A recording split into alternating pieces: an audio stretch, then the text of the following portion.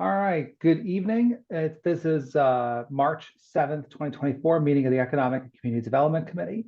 Um, in attendance tonight are council members Heather Dunn, Barbara Smith, Lisa Shanahan, Jalen Seed, and Johan Lopez, who's not a member of the committee, but who is here in his capacity as a member of our council. And Jim Freyer's here too. Jim Freyer, I'm sorry. There's a lot of squares. More than the usual committee meeting. So sorry if I miss anybody. I will ask, when Darlene, I know who's coming from a meeting, but I know we got a lot of people on the call tonight, and I want to move as expeditiously as possible. So with that, is there anyone, and I'm about to ask for public participation. I'm not talking about CDBG applicants. I'm saying if there's anyone who just wants to make public comment on any of the items on the agenda. So if there is anyone, raise your Zoom hand. There are two folks in the attendee list, but if you'd like to speak, please use the raise your hand function. If you're just here, then do not do that and we'll move on. And again, just as one more reminder, this is not for anyone who's a CDBG applicant is going to get their time to speak. We're just talking about people who want to give public comment on an item on the agenda. So it doesn't look like there's anyone raising their hand, but I just want to do last call here. Going once, going twice. We are going to close public comment as I see no hands raised. And no one has said anything.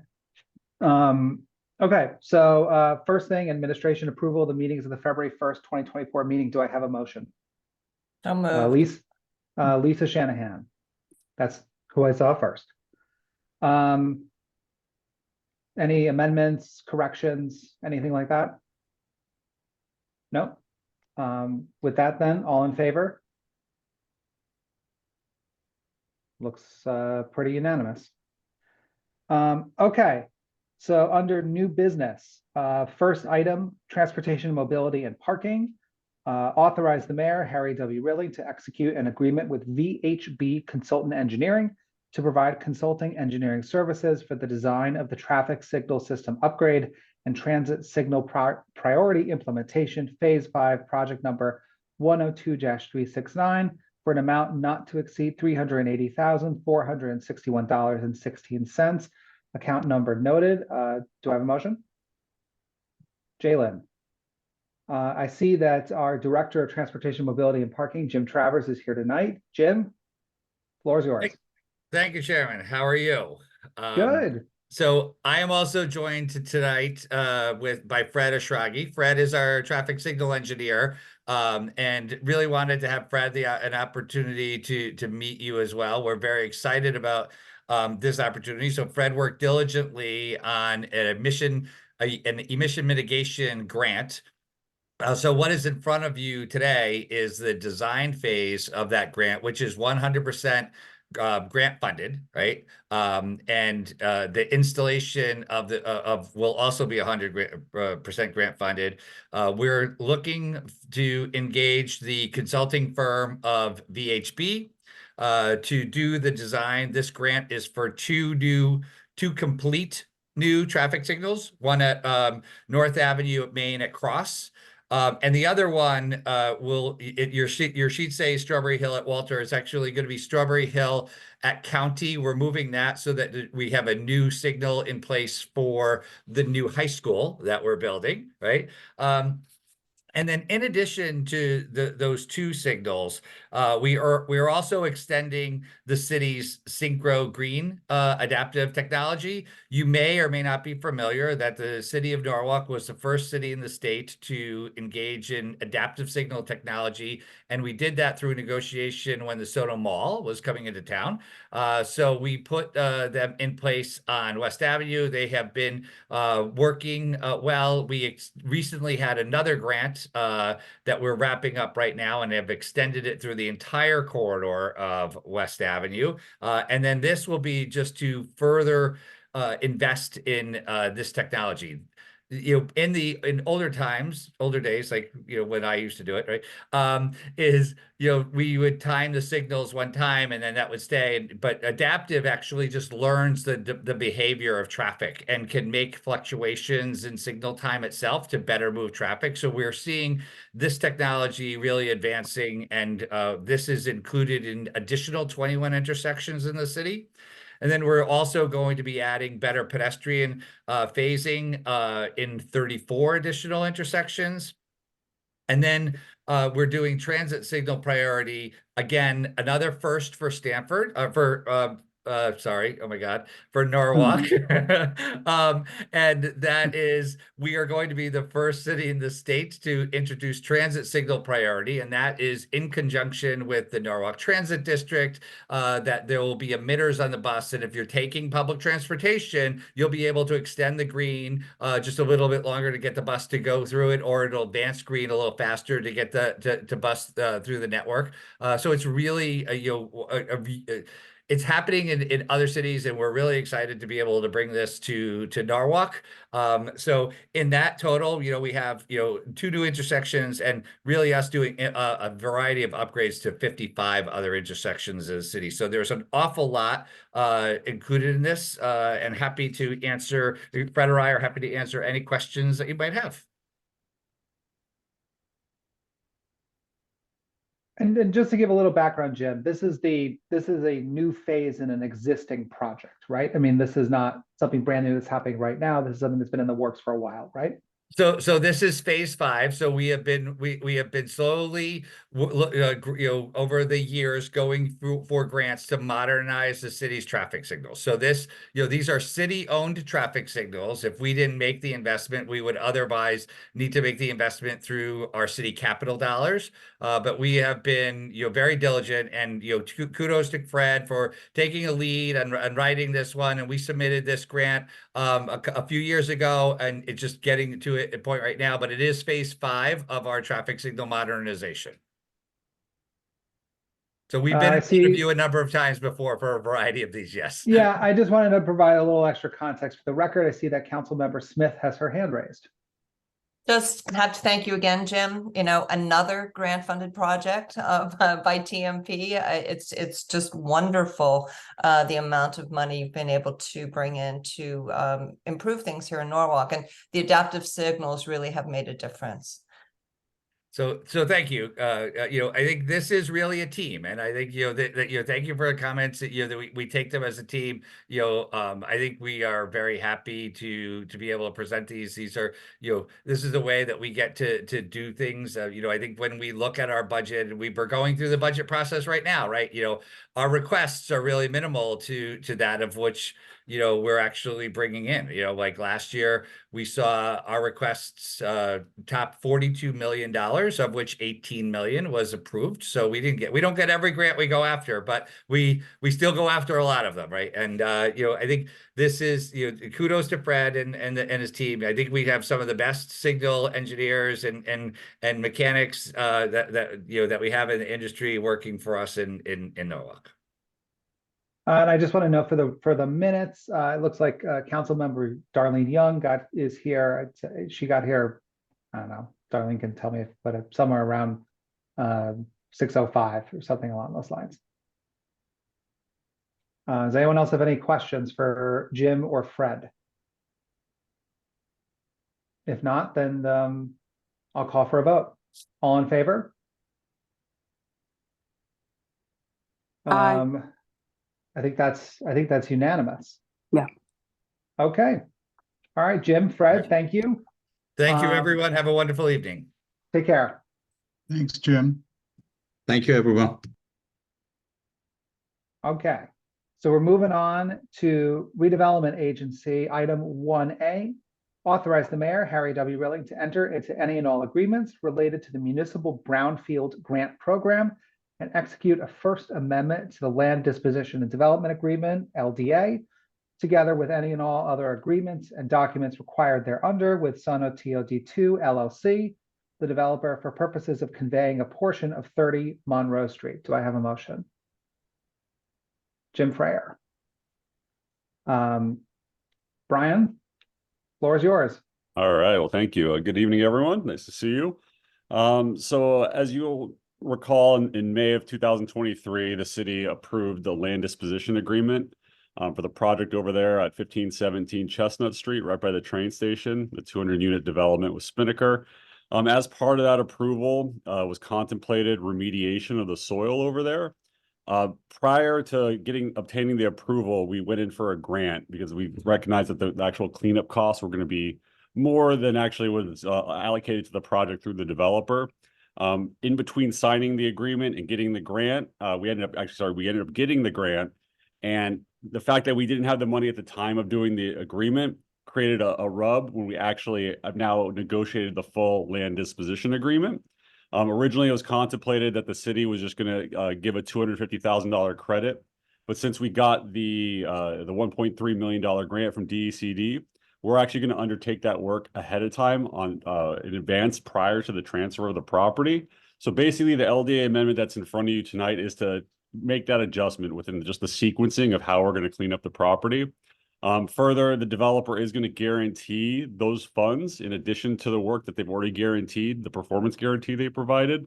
The reason being is that we're going to be cleaning up the site before we actually close on the property.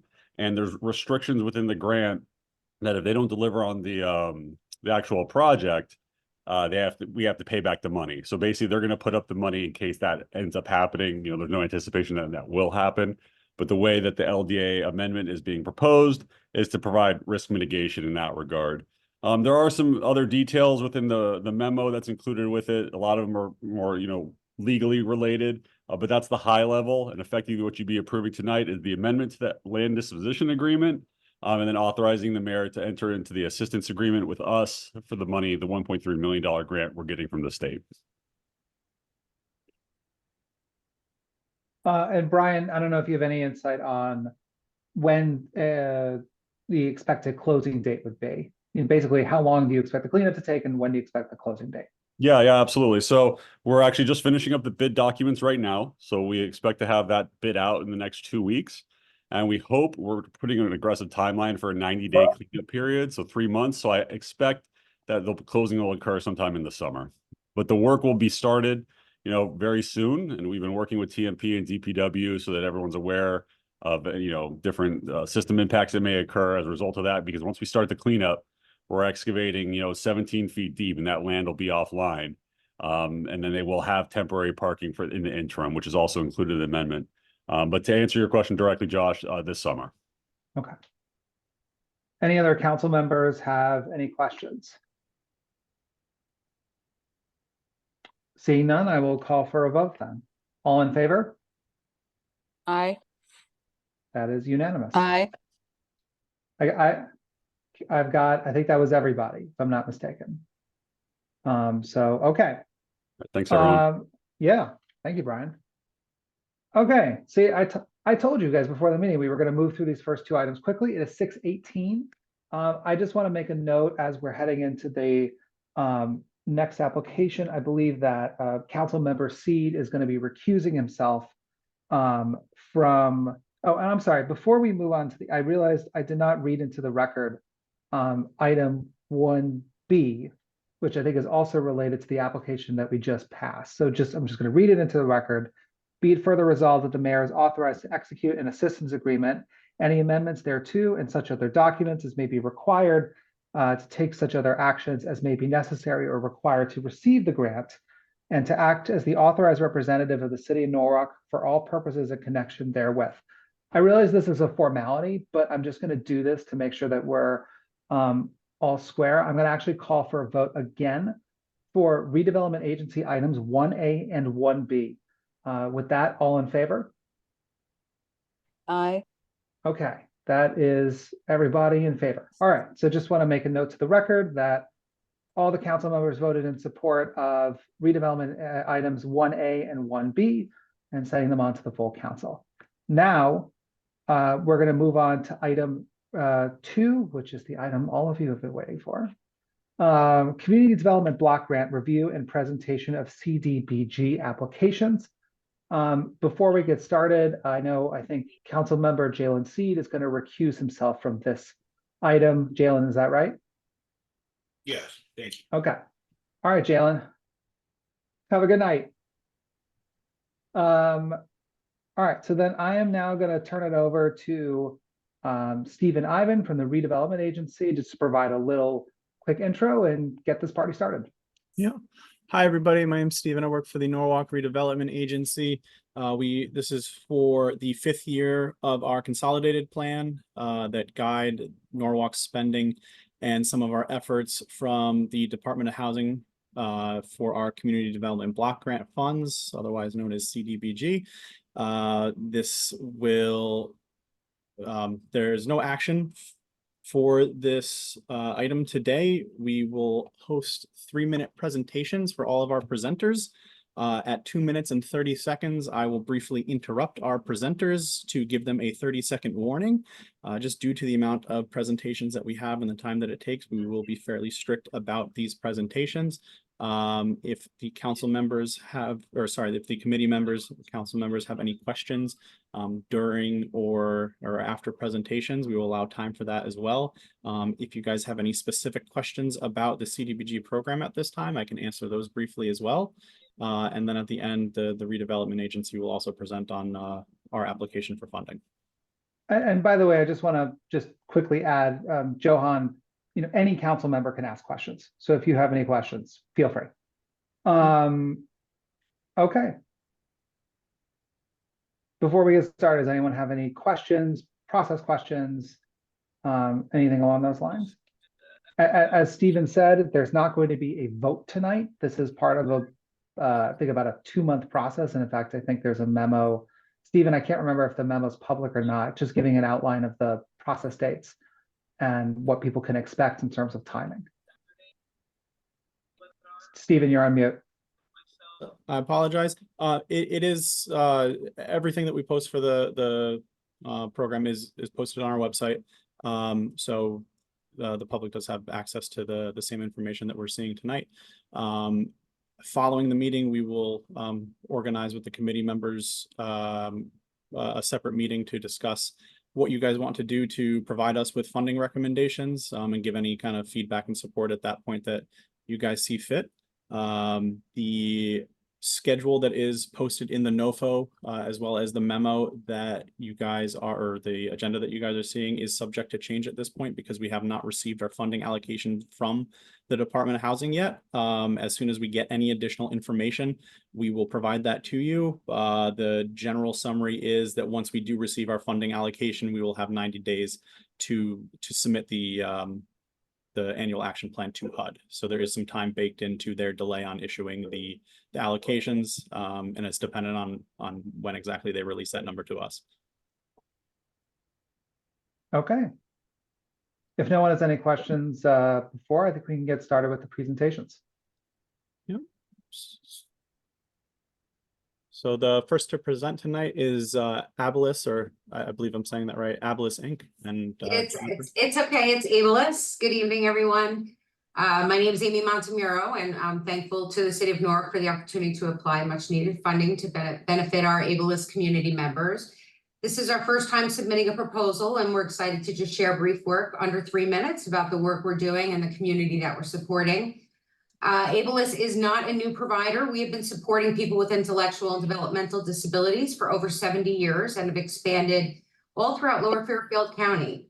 Our organization supports over 800 individuals with intellectual and developmental disabilities from birth through the senior years. We offer early intervention, birth to 3, and customized therapies for children, employment, vocational training for adults, clinical health services, rehabilitation, activities for friendship and fun, and a large residential program, which now supports over 200 individuals in 73 locations, primarily Stamford, Greenwich, Norwalk, Darien, and Westport. Over the past 2 years, we opened 2 new transition sites in Norwalk, offering programs for young adults entering the workforce and those needing additional supports. And over the past 7 months, we opened 2 additional homes in Norwalk, further expanding our footprint and service delivery. Abilis is now operating 24% of the residential homes for people with intellectual and developmental disabilities in Norwalk, and we're thrilled to be here and continue our expansion supporting the Norwalk community. Our request for support is funding for one of our new residential homes. The total amount we've requesting $16,228 for the installation of a generator at our newly acquired residence located at East Rocks Road in Norwalk. This is a single-family home that's supporting 3 individuals, men with autism, all in their 20s, recently have transitioned to their first home outside of their family and outplacements. Residents are varying their level of independence, all have autism and intellectual disabilities and require one-on-one support. In the event, in emergency, severe weather, subsequent power failure, the residents at East Rocks would be required to relocate out of their home. And the disruption for these residents and change in routine can lead to behavioral issues and can have a negative impact on their quality of life, along with the additional emotional distress, which in the past has resulted in hospitalizations. The approval of funds to purchase and install this generator will provide a safer and more stable living situation for our ableist community members. I did it. It was under 3 minutes. Thank you. Do any council members have any questions? Okay, and I just want to note, if we don't have questions, that's not a judgment or any sort of a statement or anything. You know, we know that everyone takes this process incredibly seriously, as do we. Amy, and I see you've got someone sitting next to you. I want to thank you both for coming out tonight. Thank you. Okay. Arts for Learning CT is up next. Carver Foundation is after. Thanks so much. Good evening, folks. My name is John Michael Parker. I'm the Executive Director of Arts for Learning Connecticut. We're a nonprofit with a mission to inspire young people and expand their learning through the arts. And the program that we've applied for funding tonight is called HOT Schools. It stands for Higher Order Thinking Schools. And we currently implement that program at Concord Magnet School, and we're seeking funding to continue and expand that program next school year. The program has 3 outcomes: to improve student engagement, enrich school culture, and expand teacher practice. And we do that by bringing teaching artists in to perform a number of arts learning programs, performances, workshops, extended residencies, PD for teachers throughout the course of the year. It's hundreds of hours of programming, engaging dozens of teaching artists and serving everyone in the school community. We're applying for $15,000, which is 1/3 of the overall program costs. And we expect that other program costs will be funded by the National Endowment for the Arts, also the Connecticut Office of the Arts, and then a local foundation, the Elizabeth Karst Foundation. I'm going to hand it over to Jen Scanlon, who is a leader at the school, to speak in her words about the impact of this program and why we hope that you'll continue to fund us or give us funding to continue the program for next year. Thanks for being here, Jen. Thank you. Thank you, everyone. Thank you, John Michael. So yes, like John Michael said, HOTS has been an incredible opportunity for our students. We have 363 kids. We are a K-8 magnet. If you're familiar with Norwalk, you know we're the only K-8 in the district. And we are an arts integrated school. So the foundations of HOTS, and they go hand in hand with each other. And the amount of joy I see through my students and the amount of joy that my teachers get with everything that he said. We have had art workshops. Artists have come in. They spend a lot of time planning with my teachers and making sure that they're embedding their curriculum. So it is not and something different. It is enriching the curriculum that they already have. We've had school-wide performances that have been unbelievable, that these children get opportunities that they might never be able to see, these type of artists that come and perform for them. We also have we've had phenomenal people come in and provide PD for our teachers, in giving them strategies of how to incorporate more art into their daily plans and how to even more use for example, we had an artist come in and they were really focused on teaching how to teach content puppetry. So again, it has been a partnership that we had years prior. And then when HOT Schools went away, we are so grateful that Christopher Eves and John Michael brought it back, and they asked Concord, to be a partner with them. And I can go on and on, but I know you want to hear from the kids. Those are the people we serve every day. So I had an opportunity to get some quotes from the students to explain to you how important and how special this partnership is. So currently, we actually had a sixth grade artist come in today, Heidi Saka. He is from Ghana, and he was teaching our sixth graders 2 different African Closing statements, dances. please. And he said to the kids, one child said it gave me more background about religion, music, and used different arts instead of painting and writing, and we used movement. We had a 3rd grade student say about her partnership. Her quote was, and she's an MLL learner, "It was fun. I really appreciate they took the time to teach all about Connecticut. Since I was little, I love submarines, and I got to learn more about it. I love arts, crafts, and singing. So it's all my favorite things mixed together." And then I had a 1st grade student tell me today that the project they're working on is so fun. They get to make instruments and do experiments, and it's all hands-on learning. And that's what our school is all about. So thank you very much. Thank you. Do any committee members or council members have any questions? Seeing no hands, thank you very much for coming out tonight. Thank you for your time. Have a good night. The Carver Foundation is next. Catholic Charities of Fairfield County is after.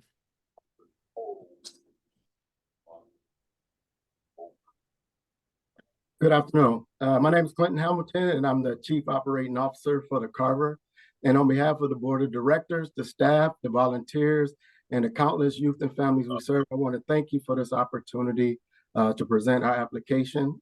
Today, our application, we're looking for your continued support to help us continue to modernize age facility. Right now, we're asking for $100,829 to purchase an energy efficient heating and cooling unit for our gymnasium.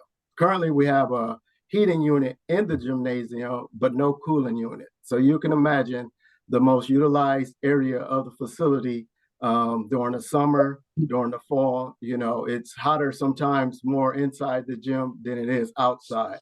So we ask for your continued support to help us continue to modernize Carver.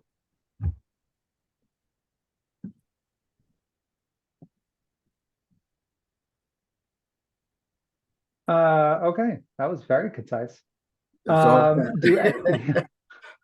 Do any council members or committee members have any questions?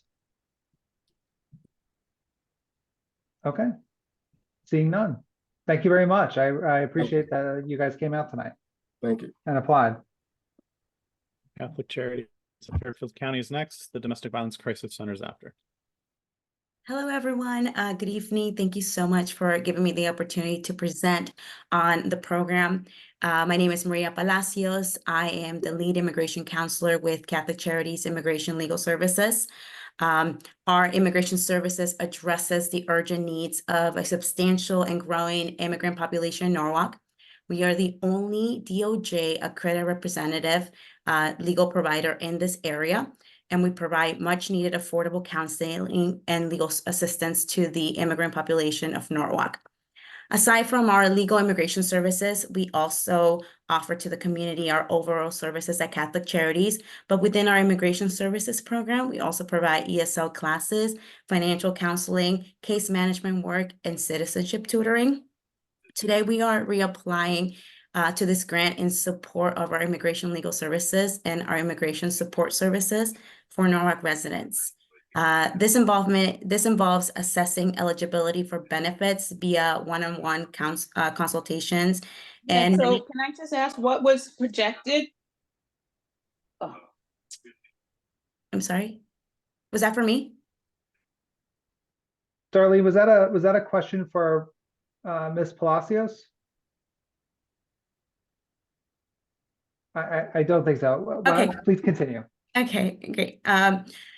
So like I was saying today, we are reapplying to this grant in support of our immigration legal services and support services to Norwalk residents.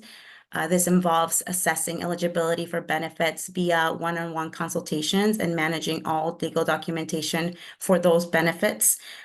These include TPS, adjustment of status, DACA, citizenship applications, family petitions, and green card renewals. We continue to have 100% approvals on all our submitted applications. And as part of this grant, we also will be conducting 4 outreach events to engage the immigrant community and also work with local employers to educate them on hiring immigrants. We expect that our services will directly benefit at least 100 Norwalk households. And these funds will cover expenses related to service delivery and operation. We did get this grant last year, and we predicted we would benefit 70 Norwalk households, and to this day we have hit 72 households, and we still have 1 quarter to go. So we are hoping that we will get to 100 by the end of the year and hit that same number next year. We are, in order to provide these services, we are requesting $29,054, again, to cover related services, delivery and operations. Thank you. Thank you. Does any, do any of the council members or committee members have any questions? Councilmember Freyer. Yes, thank you very much. Is this the working with employers to get them to or to instruct them on how to hire immigrants?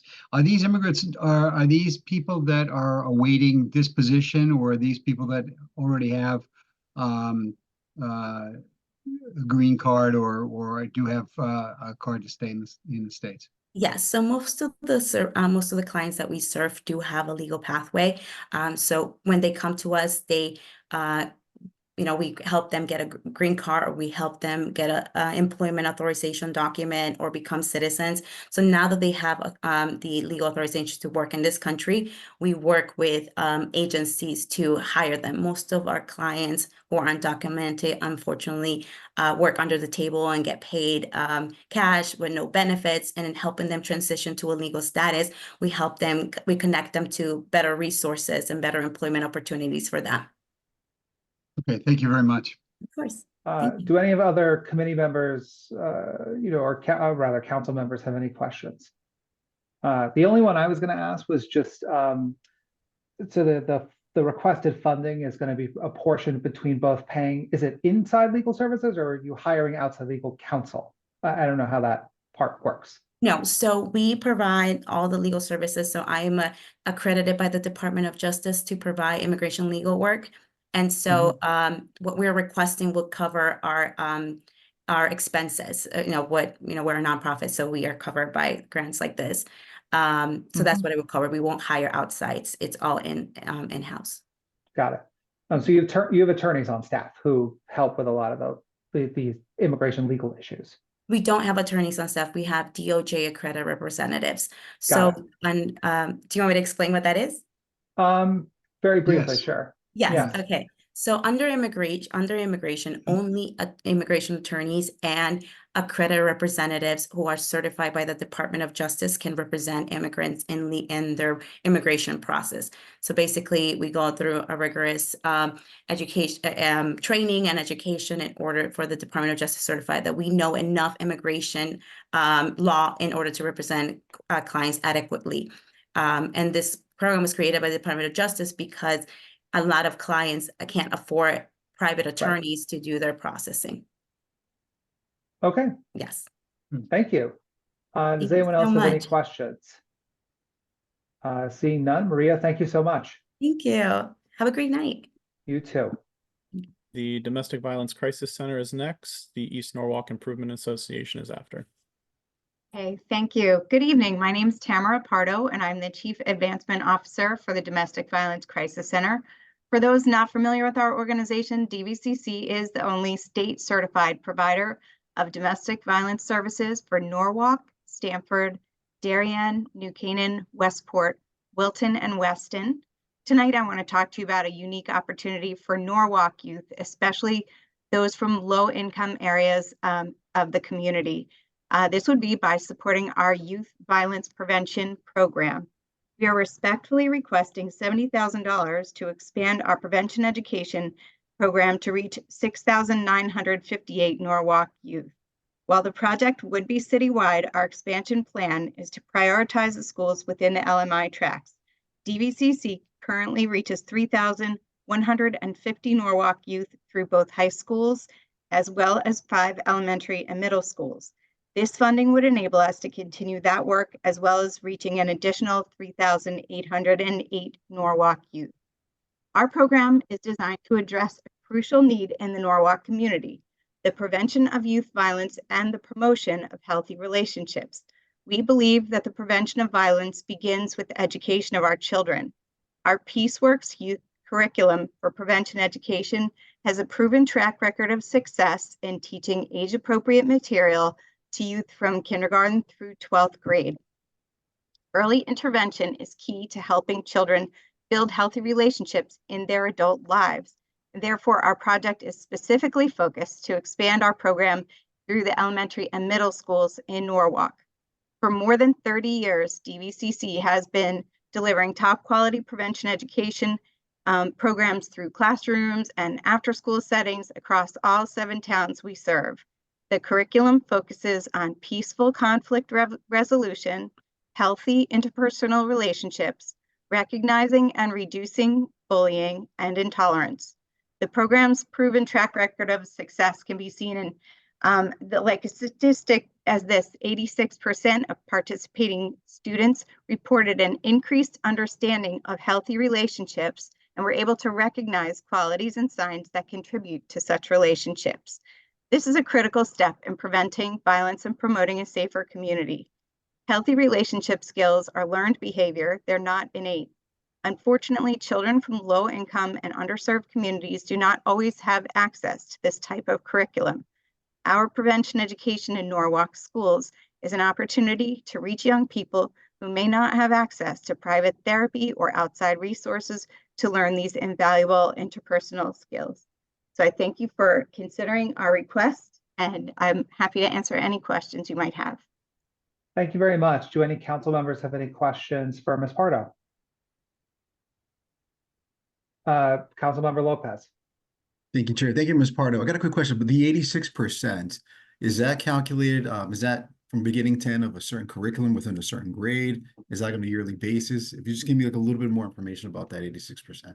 Absolutely, and thanks for the question. So we do surveys after we presented our curriculum, which may mean we go in for 2 sessions to a classroom. Maybe we go in for 1 session, but those surveys are conducted after our instructors are in the classroom. So it's taken, right after they've received the 1 lesson. And we have that kind of a good statistic that after they receive the program, they understand a lot better what's healthy relationship and what isn't. Perfect. Thank you so much. Do any other council members have any questions for Ms. Pardo? Seeing none, thank you very much. Thank you. The East Norwalk Improvement Association is next. Elder House is on after. Hi, this is Sylvia Archibald. I'm the library director at the East Norwalk Association Library. So I want to say good evening first to everyone. And I want to thank you for the past 4 years of your ongoing support for the library. With this funding, we have been able to do great things, such as offering music classes, language classes, our annual holiday programs, and quality family-friendly events like wildlife animal shows and other STEM programs. So this year, we're asking for $5,000 to continue our work. Now, you may note that we are asking for less this year than we have in previous years, and that's due to the increasing operating costs and program costs. And the library wants to move forward cautiously next year regarding our spending needs. So as you know, the grant is a reimbursable grant, and we do not want to overextend on spending on programs in order to retrieve the grant funds for reimbursement. And by the way, the TTD has approved and increased our funding for next year to help provide us with the cushion just due to the COLA, the cost of living. And that's my request. That's my speech. Thank you. Do any council members have any questions? Just curious what the increase from the third taxing district is. They gave us an extra $10,000. Okay. Mm-hmm. Does anyone else have any questions? Okay, thank you very much, Ms. Archibald. All right, well, thank you. Good night. Elder House is next. Filling in the blanks is on after. Good evening. I'm Julia Schwartzleeper, the Executive Director of Elder House. Thank you to the Economic and Community Development Committee and the Common Council for your consideration. Elder House is one of the oldest adult day centers in Connecticut and one of the very few that accept people regardless of their ability to pay. Elder House is a medical and a social model day center that cares for people who are unable to care for themselves and require constant supervision. The majority of our participants struggle with cognitive loss, Alzheimer's disease, Parkinson's, and other chronic illnesses. The daily struggles and quality of their lives can be quite daunting. We provide personal care such as shaving, showers, haircuts, but most importantly, we provide opportunities to socialize, meet friends, interact with students, and simply remain part of life. Our families and caregivers often give up their jobs and social life to care for their loved ones. When caregivers arrive at Elder House, they are often tearful when they are told that they can go out for a few hours. They're so relieved to find a safe place for their parent or their spouse. Elder House offers a lifeline and is often the last option before considering institutionalization. It's also a fraction of the cost of home care, of memory care centers, or nursing home. I've been in this field for many years and worked in many settings, but I can tell you that no one wants to live in a nursing home, and people with a cognitive loss do especially poorly when taken away from their own homes.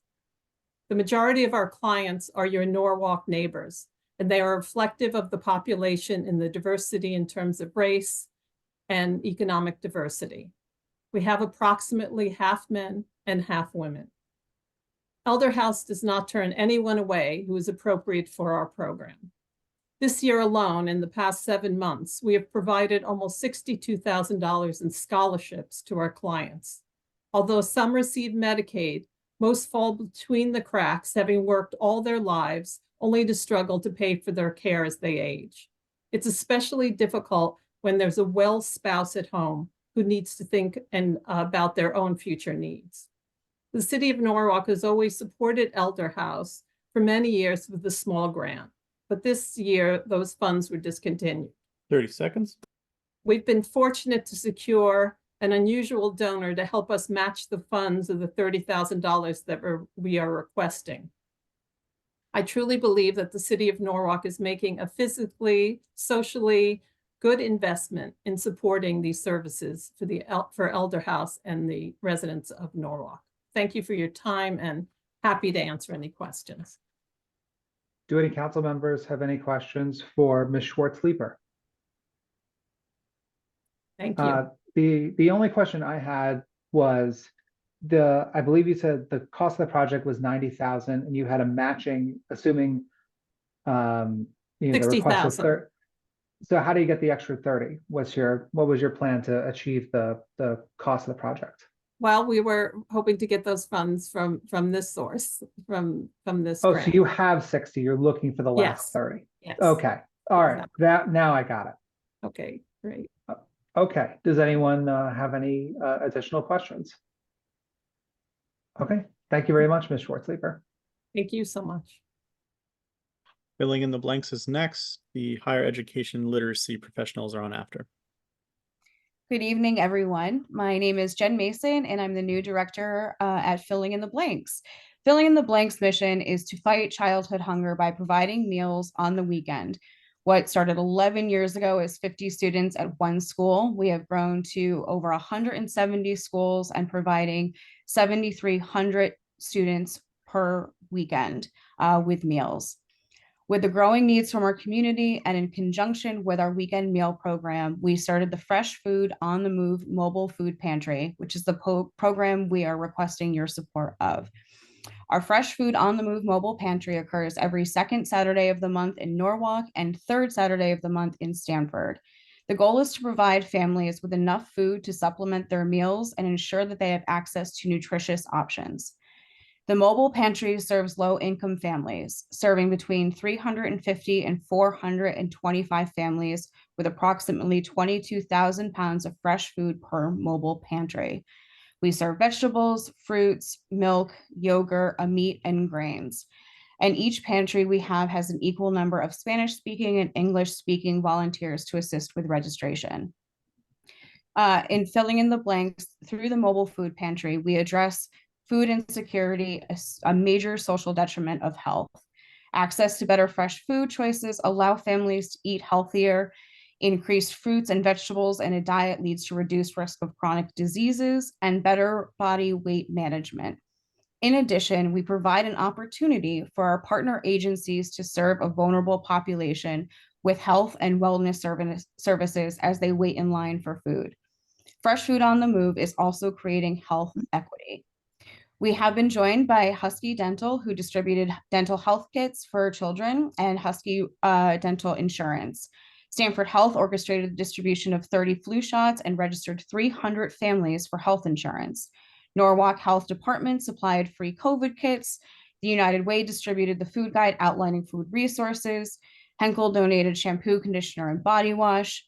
And Building One Community offered information on the integration of immigrants. We have applied for an aggressive grant to support our mobile food pantry just above $170,000, which would be the cover of a cost for this project for an entire year. But for context, the weekend mobile food pantry cost approximately $12,850. Lastly, for clarification on our application, under the program implementation schedule, there was a mention of the purchase of a refrigerated food truck, which has already been procured. So none of the money of this grant will go towards buying a new food truck and directly in support of feeding the people of the Norwalk community at our mobile food pantry. Thank you for your time and consideration. Any questions? Councilmember Smith. Yeah, this is a once a month service. So do you support families, like, are you in one location once a month, or are you in different locations periodically throughout the month? How does that work? Sure. So we are in 2 locations once a month. So the first Saturday of the month, we're in Norwalk. Second Saturday of the month, we're in Stanford. So those are the 2 weekends. And then those communities, migrate towards our mobile food pantry. We are set up in schools or outside of schools.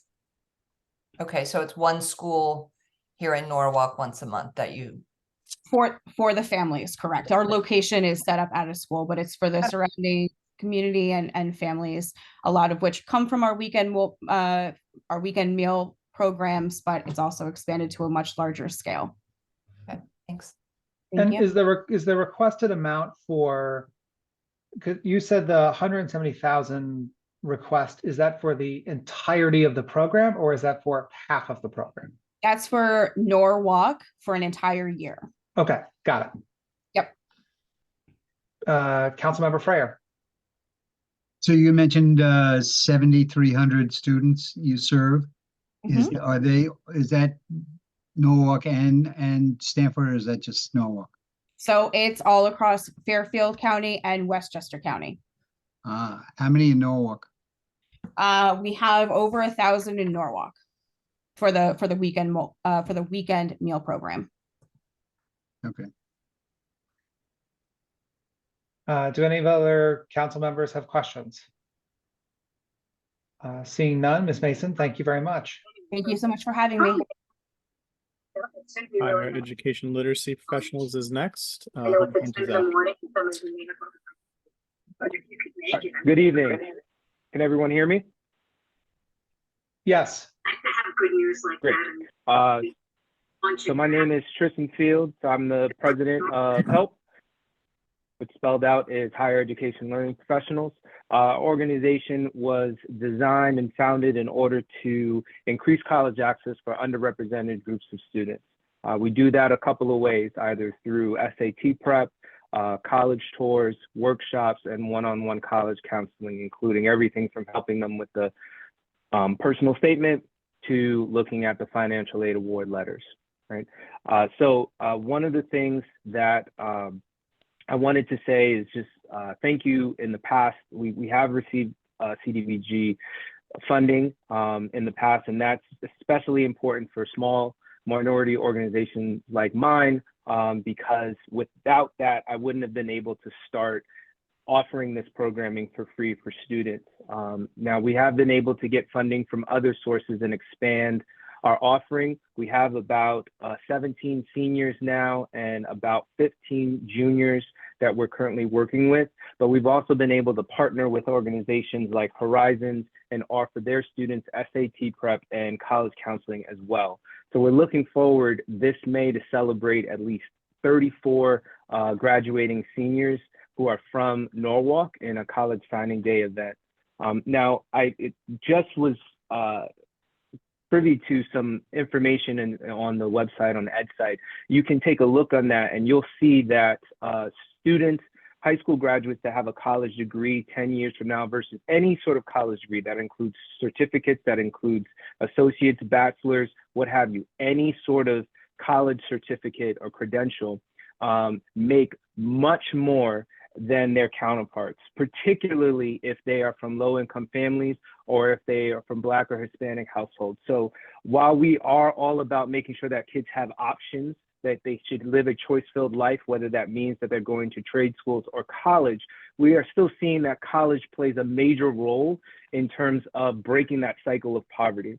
So I'm asking for $14,000 for the College Edge program this year to support the costs that are related to taking the students on the college tours, offering them free SAT prep, as well as counseling and workshops, so that they have everything that they need, as well as the families have everything that they need that can't be provided by the current system. We all know that guidance counselors right now are tremendously overwhelmed with their caseloads. We work in partnership with all of the guidance counselors in the schools here in Norwalk in order to support students. That's how we get our students recommended to our program. 30 but seconds. we know that this is a gap that we need to fill. So I'm asking for that $14,000 to ensure that we have this program and we can give these kids the opportunity and the resources they need to live a choice-filled life and ultimately break that cycle of poverty. Thank you. Thank you. Does anyone have any questions for Mr. Fields? Councilmember Lopez.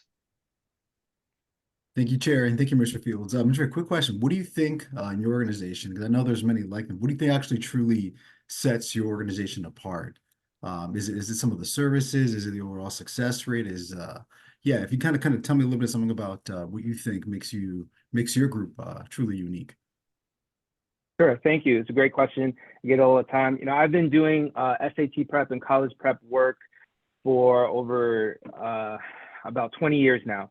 So there's a level of expertise that I have and the people that I hire have with this, that oftentimes this type of work gets put on in addition to another program. This is all we do is college prep work, right? This is everything that we do from soup to nut. It's not an addition to a program. This is all that we do.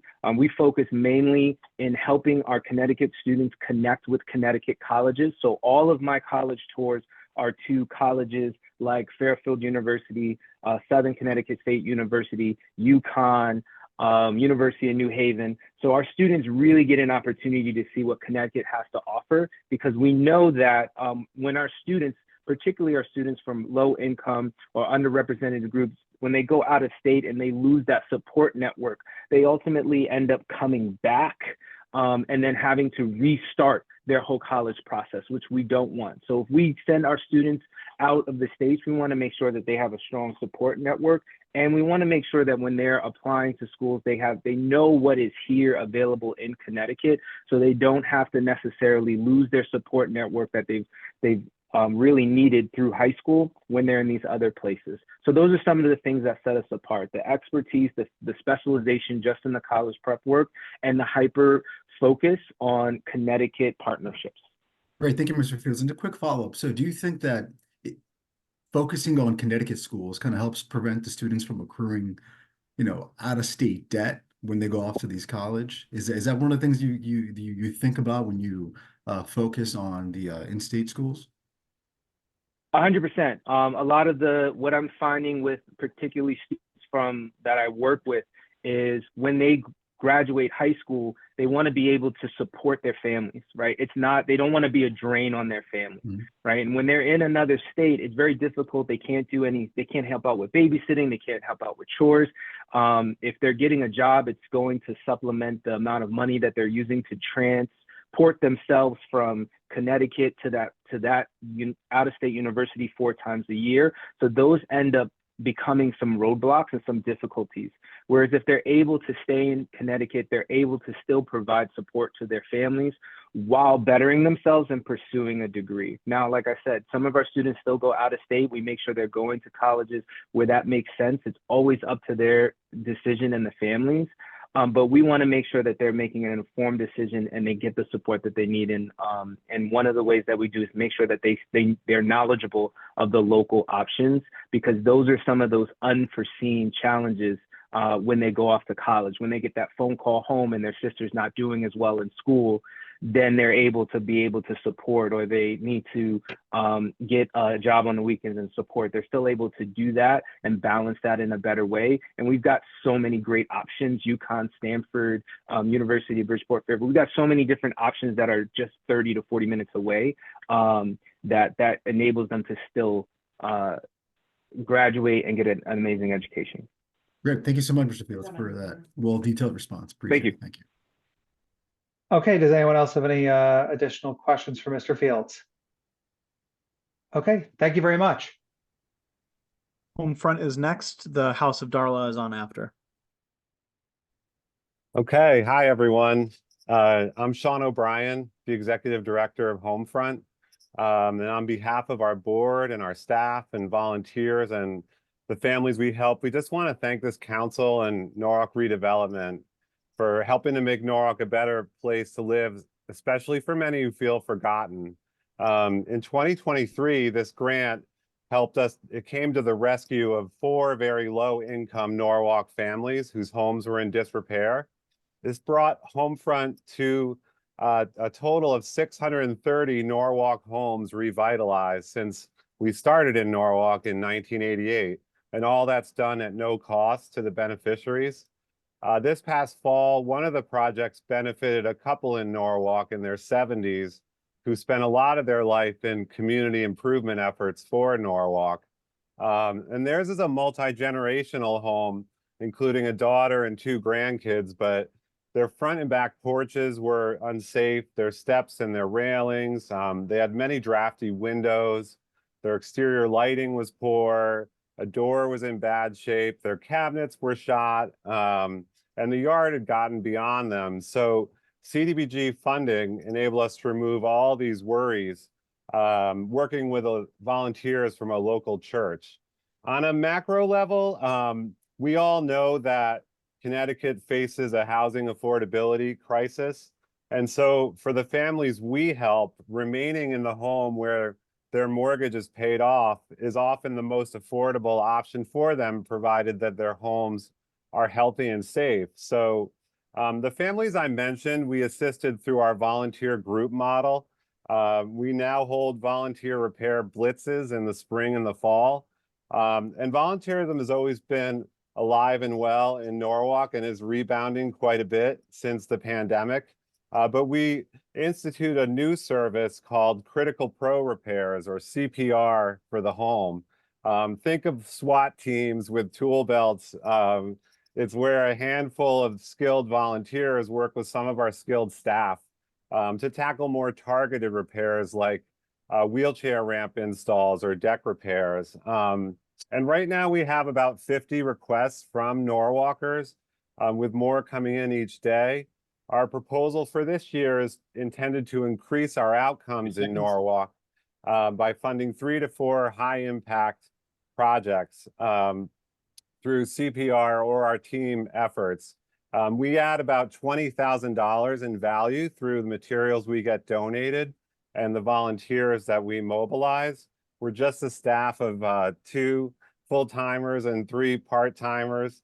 And we're just trying, since inflation has hit building materials so hard, we're trying to keep from curbing the impact we can have and from having to charge our beneficiaries. So with that, we're just grateful to be considered to keep this positive momentum going, and happy to answer any questions you guys might have.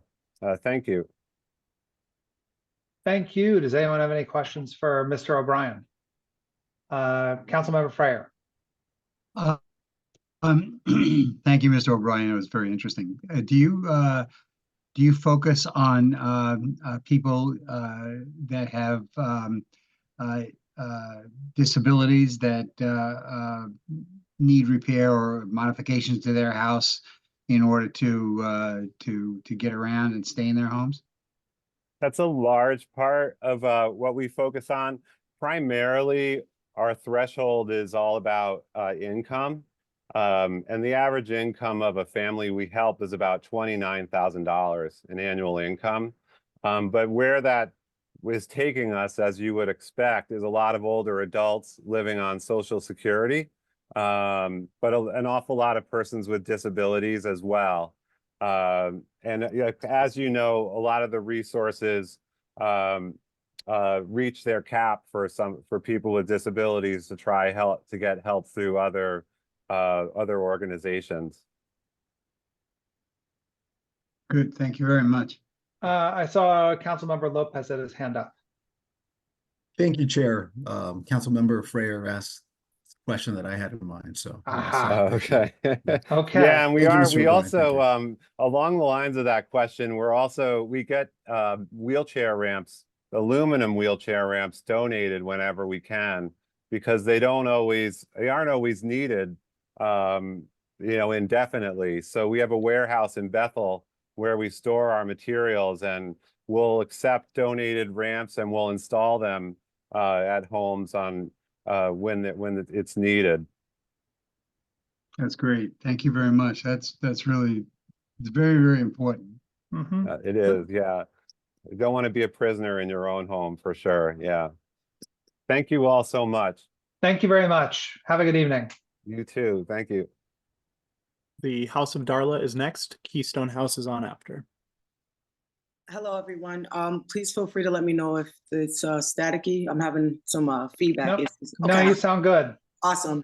Hello. Thank you guys for allowing us to be able to present. My name is April Jackson, and I am the founder and executive director for the House of Darla.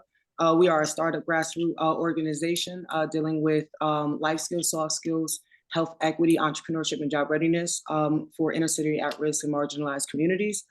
Although we're a startup, we have successfully impacted the lives of over 390 individuals and families within the last year. And I have an extensive history working with these students and individuals within the education system and nonprofits, and as the founder of Students with Inspiring Goals, which focused on job readiness and provided that for our housing center youth. I would love to get more into my experiences of being a native of Norwalk and impacting work, but I want to continue with why we're here. So the House of Darla, the mission in our initiative is to empower youth and individuals through holistic wellness programs that address both physical and mental health needs. Inspired by Maslow's hierarchy of needs, our goal is to create environments where participants can safely explore and fulfill their potential for personal growth, emotional well-being, and physical health. By acknowledging the barriers faced by these individuals, including limited access to health equity, job readiness, health and nutrition, and the stigma around mental health, we strive to provide comprehensive support services and hands-on and immersive activities to encourage self-care, resilience, and community building. Our primary objective goals for this grant is for our wellness initiatives, and our asks are $20,000. That would be executed through different cohorts and events, enhancing overall mood and mental health among participants, establishing daily routines and healthy habits, fostering goal-setting skills, followed through with accountability, character, leadership qualities, and a sense of community, promoting kindness, respect, and compassion for self and others, and encouraging healthier lifestyles through physical activity, nutrition challenges, and facilitating regular health checkups and wellness activities. Excuse me. So again, we're looking to be able to impact the youth and use these funds for a wellness summit, for certificate and wellness programs. This allocation will cover the costs associated with providing certificate programs that are essential life skills, whether they're CPR, first aid, and serve safe, or other relevant certifications, and funds to help pay for professionals and practitioners in these fields, lead sessions, and also be able to provide supplies that will allow continuing implementation. We're not a one-off program. We're looking for continual impact within the community. And in conclusion, we believe that our program has the potential to expand economic opportunities and increase available social services and address high priority needs such as health and mental health services, and can be a positive impact for the citizens of Norwalk. Thank you. If there's any questions. Does anyone have any questions for Ms. Jackson? Councilmember Lopez. Thank you so much, Ms. Jackson. Just a quick question. In terms of like the Wellness Summit, what's like the experience of some of those that are going to deliver some of these initiatives? Yes. Sorry, you said the experience of some of the individuals? Yeah, like I said, some of the experience, some of the credentials overall. Yeah, so background. for example, for myself, I have a bachelor's in psychology, minor in business. Other individuals are social workers, psychologists, health practitioners, individuals who are in fitness and nutrition, dietitians, can do yoga and wellness activities, CPR certifications. The goal is to be able to provide individuals who have the experience, but also have the passion to be able to connect with individuals who are in low income and moderate communities who may have some resistance initially towards recreation and movement and wellness. Perfect. Okay, that makes sense. Thanks a lot, Ms. Jackson. I'm sorry, the money that you're requesting right now, is it for the certification programs like CPR certification or something like that? Or is this for something else? So it's for, so there's a couple of things that it actually will cover. So it will cover the CPR, so it will cover certificate programs, programming, and being able to pay for professionals to provide these services and programming. We look to do 4, 6, and 8 week cohorts. Again, we're not a one-off, so we want individuals to be able to retain and have this resources to be able to implement these into their daily lives. And then for our summit, that further is able to commemorate the experience and also bring the community together to continue to, promote health equity and wellness. Okay. Did any other council members have any questions? Councilmember Lopez, is that I'm sorry. I didn't know if that was did you, oh no, just a hand up. Councilmember Freyer. Okay. Thank you, Ms. Jackson. That's very interesting. I'm just still a little puzzled as to what it is. Do people sign up for a program and you help them through and they select a course line or a theme that they follow through, and there's different sections of that, and they eventually go up the pyramid until they're comfortable with where they are? I'm not quite sure I understand how this works. Yeah, so no, thank you. Thank you for the question. So for health and wellness, when you look at Maslow's hierarchy of needs, right? And I don't know if you guys can see this, it has the physiological needs, right? In order to be able to self-actualize and give back, students need to have access to safe spaces where they can have access to nutritious meals, safety needs, which can also be economic development as well, and love and belonging and esteem. So the cohorts allow students and individuals to sign up for workshops and participate in challenges that align with mental health and national days, whether it's like mental health month awareness. And they can participate in challenges that increase their movement, recreation, steps, healthy eating. And this is done through 4 and 6 and 8 week cohorts. And then the summit would be a day event. And do they pay for this, or this is all free to them? Yes. So this would be something that is free to the participants. As we know, financial barriers can prevent individuals from being able to have access to the necessary needs to be able to live and lead healthy and sustainable lives. So that is why we are here seeking the support to be able to make an impact on the individuals within the community. Okay. Does anyone have any Okay, thank you. additional questions? Ms. Jackson, thank you very much for your presentation tonight. Thank you so much. Have a great evening, everyone. You as well. Keystone House is next. Lift is after. Hi, everyone. My name is Kim Carter. I'm the Development Officer at Keystone House. Keystone House is a nonprofit agency in Norwalk that provides programs and services for adults with mental illness. Our programs include a community day program that providing services for over 200 adults a year, and 3 group homes in Norwalk that are collectively the home for 26 adults living with the challenges of severe mental illness. On behalf of all of us at Keystone House, I'd like to take this opportunity to thank you for the grants that we've been awarded in the past. The funding is significant in being able to improve and renovate our residences and ensure the safety of our clients. We have applied to upgrade our HVAC system at our St. John Street group home. Currently, there are 2 separate systems, outdated with continuous maintenance and escalating cost. This replacement would integrate these systems and enhance energy efficiency, making a significant step toward a more sustainable and comfortable environment for our residents. We're asking for $12,900. Thank you. If anyone has any questions. Do any council members have any questions for Ms. Carter? Seeing none, going once, going twice. Thank you very much, Ms. Carter. Thank you for presenting tonight.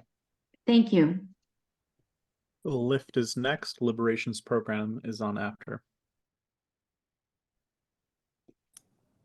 Hello, good evening. Good evening. Can you hear me? Okay, everyone can hear me?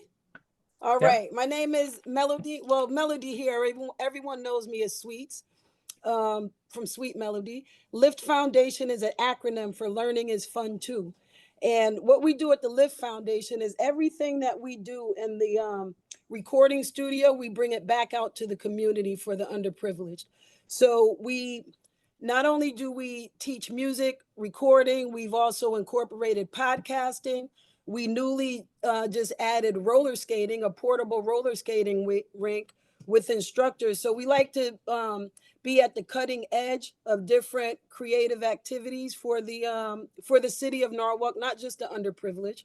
But where the trouble comes from is being able to meet payroll and get a few other things in order. It's just myself and the studio manager, and we reach out and we contract other people and other, and another thing that I wish that we didn't have to do is have a charge.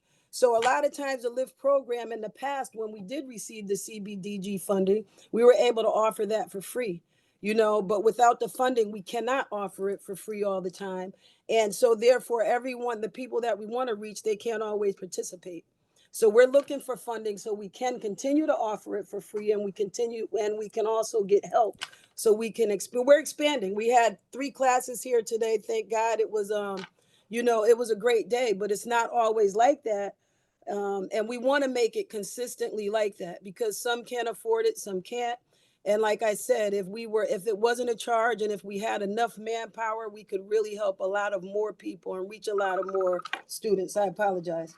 And also within the Lift Foundation, we also created the Dolo Foundation, which is an acronym for Death of Loved Ones, which focuses on mental health for those grieving in the community, namely minors. They don't have anywhere to go. So we incorporate all that into the Performing Arts Lift program. We get them to express their emotions, use us as an outlet to voice their, whatever it is that they have going on. So the Lift is bigger than just performing arts and music. It's actually a place where kids and adults also are able to express themselves, where a safe place to express themselves where they normally wouldn't have something like that. So we go from piano to music to podcasting, you name it, entertainment wise, we do it. And thank you. And we've been here for 13 years now. So, and I'm knee deep in the community, so anybody have any questions for me? I'm happy to answer. Okay, does anyone have any questions for, okay, Councilmember Lopez? Thank you, Chair. I guess should I Miss Sweets? Would that be appropriate? Yeah, you could call me Okay, Sweets or Miss Miss Sweets. Sweets. Okay, Miss Sweets, Whatever quick you question. want. The mayor Okay. calls me Sweets, so you can. Okay, I'll call you Sweets. Okay, thank you so much. I'm outside of many things that I do. I'm also in the world of performing arts. But let me ask you, so for this funding, what percentage of it goes to payroll, and what percentage goes to fund some of the student services? Well, we almost have everything we need. In all honesty, we just need a few more pieces. But I'm really looking for payroll, because it's myself and our studio manager here, and when we're able to contract other people, we can, but the only way we can contract other people is to add a cost, and I don't want to do that. If we're able to reach out to, and I have a plethora of people, from celebrity people. I'm knee deep with Warner Brother Records, so I do a lot of things out of state and Atlanta, all over the place. And I want these kids to experience what I experience. That it's able. You can see these people, you can meet these people, you can touch and feel and be trained by these people as well as myself. So I want to bring that experience to them, but it costs money. So my main thing is just being able to pay these different things and people to be able to service our kids in our community. Perfect. Thank you so much. Thanks. You're welcome. Thank you, Mr. Lopez. And thank you for your love for performing arts. That's important. Absolutely. Absolutely. Yes. Okay, does anyone have any additional questions for Melody? Seeing none, thank you so much. Thank you. Have a All great right. night, everyone. You as well. Take care. Okay, thanks. Nice seeing you guys. Liberation Programs is next. Maritime Aquarium is after. Oh, good evening. I appreciate you all being here. A quick thank you first off, again, as many have done for everything you do for the city. We all very much appreciate it. My name is Richard Liverano. I am the manager of institutional giving and impact at Liberation Programs. We are a substance use treatment, prevention, and harm reduction agency that serves all of Lower Fairfield County. As we continue to see overdoses increase, Fairfield County unfortunately has experienced a 49.7% increase in accidental overdoses since 2018. And that's cumulative. That's every year, more and more people. We are here to do everything we can to save lives. In Norwalk, that's our Families in Recovery program. It is the only inpatient residential program for pregnant and parenting women in Fairfield County, and the only such program in the state that allows mothers to bring 2 children up to age 10 with them into treatment. All other residential inpatient programs for pregnant and parenting women only allow 1 child up to age 5. So we doubled both. I'm here tonight regarding a $15,000 request for a child care coordinator. This child care coordinator plays an instrumental role when children do come into the program. First off, they care for the children in the program while their parents go receive the necessary treatment, especially when they're in group settings. Each woman has to participate in 20 hours of group a week, plus 1 hour of individual counseling. Our goal is to have somebody who's qualified and who knows how to create educational and age-appropriate programs for children so they can continue to grow while their mothers are in group or in individual counseling. The last thing we would want is for a mother's attention to be split. So that's why we have this qualified individual to help take care of these kids. They also assist in reunification efforts. We work hand in hand with the Department of Children and Families in order to reunify mothers and children, families that are separated because of substance use issues. The coordinator, when the mother is in treatment, when their child is in the program, during the reunification process, that child always has to be with a parent or a guardian or qualified supervisor. The child care coordinator does that for them. And they also are, thank you, mentors to the parents. They help track developmental milestones, what to expect, how to prepare families for life and long-term recovery. They do a great deal for the program, and DCF doesn't pay for the children in the program either.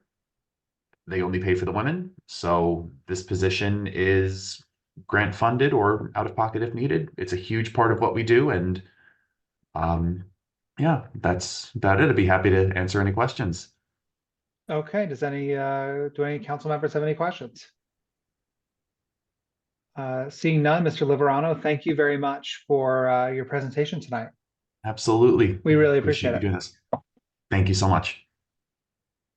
The Maritime Aquarium is next. The Norwalk Housing Authority is on after for both of their applications. Great. Can everyone hear me okay? Yes. Awesome. Perfect. Thank you.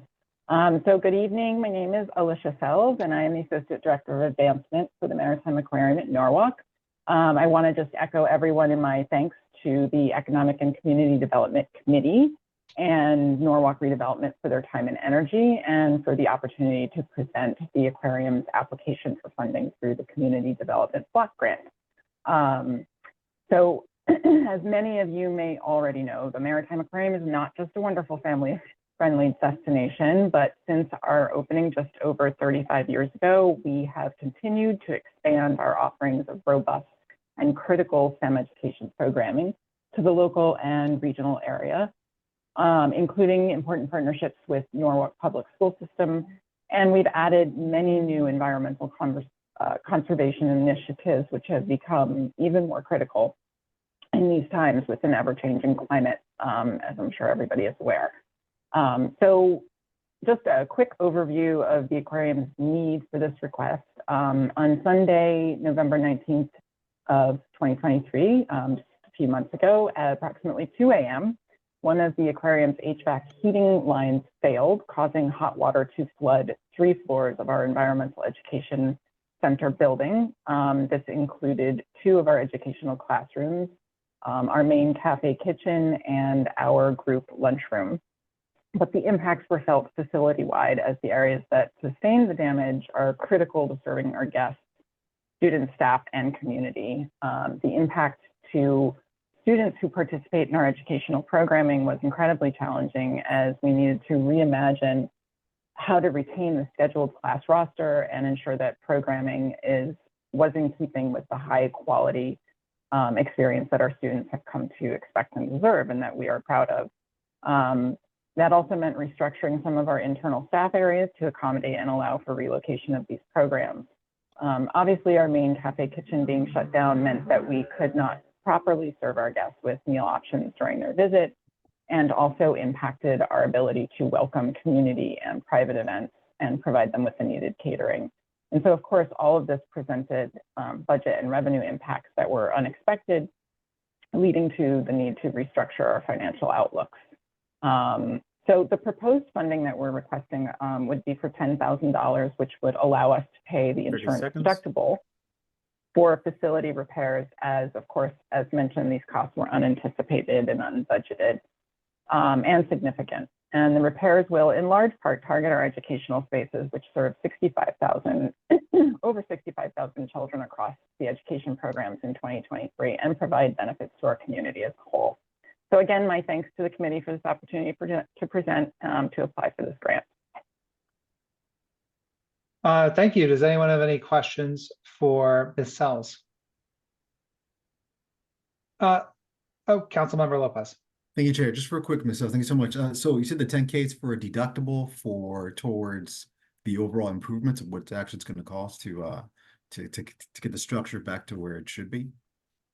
Yeah, so it was the deductible. The amount of the insurance claim was over $370,000, and the $10,000 was a deductible that we had to pay over and above that. Got it. Okay, perfect. Thank you. Thank you so much. Yeah, absolutely. So thank you. So the issue itself, the HVAC heating line, that's actually been resolved by your insurance at this point. Yes, I mean, the work is already in progress and the insurance will be covering that. So we're just looking to recoup the $10,000 deductible from what was not covered. Okay. Yeah. Okay, does anyone else have any additional questions? Thank you very much, Ms. Salas. We appreciate it. Thank you. Have a great night, and thank you for all you do. Thank you. The Norwalk Housing Authority is on next. Adam, do you want to present back to back, or do you want to present one project and have questions in between? Whatever the committee prefers. I was planning on doing one at a time. Adam, why don't we just do one at a time to make things easier for everyone? Great. Good evening. My name is Adam Bavilski, and I'm the Executive Director of the Norwalk Housing Authority. I first want to thank the committee for their time this evening. We all appreciate your service to the Norwalk community. The Housing Authority serves over 2,000 families between our public housing and Section 8 voucher programs. We have early childhood programs, 4 learning centers embedded in our developments, a scholarship program, economic self-sufficiency program in our Envision Center. Of our public housing units, we have 7 senior developments, including 337 units for seniors. One of those developments is 20 West, which serves 54 families, mostly one-person families. The main entry is on the side of the building near the parking area off Gardner Street. And in a recent physical needs assessment, we learned that the ramp that connects the parking to the entry has deteriorated and is in great need of work. We're requesting $50,000, which will be used to replace the deteriorated concrete and the guardrail, and we are contributing $65,300 to support this effort. The total budget for the project is $122,500. The Housing Authority has substantial experience with CDBG projects and a strong record of completing CDBG projects and other capital projects of all sizes. And this money will go a long way to help our seniors have safe access to their homes. I'm happy to take any questions. Okay, does anyone have any questions for Adam Bavilski on, we're just talking about the first item. So this is the rehabilitation housing item now. Okay, seeing none, Adam, you can move on to the next, the Chestnut Street item. Great, thank you. So I need to take a moment to explain why there are 2 projects that I'm speaking on. Norwalk Mutual Housing and Mutual Housing of Norwalk and Fairfield County are nonprofit affordable housing entities that have been around for several decades. Around 20 years ago, the primary manager for these combined entities passed away and the board over time dissipated. So there was a bookkeeper doing poor management, and that resulted in substantial financial challenges, and just the physical properties are in terrible shape. With no money to make the repairs. So we were approached by the Connecticut Housing Finance Authority, the state of Connecticut. They noticed that there had been some longstanding vacancies in the one building that they manage, that they oversee the financing for. And they realized that that it was a failed project. And they came to Norwalk and said to Mutual, reconstitute your board, and why don't you ask the Housing Authority to manage it for you? So we did that. Around the same time, and we turned that property around. And at the same time, 25 Leonard Street was determined to be uninhabitable by the city, and 10 families that were low-income families were required to relocate because the building was uninhabitable.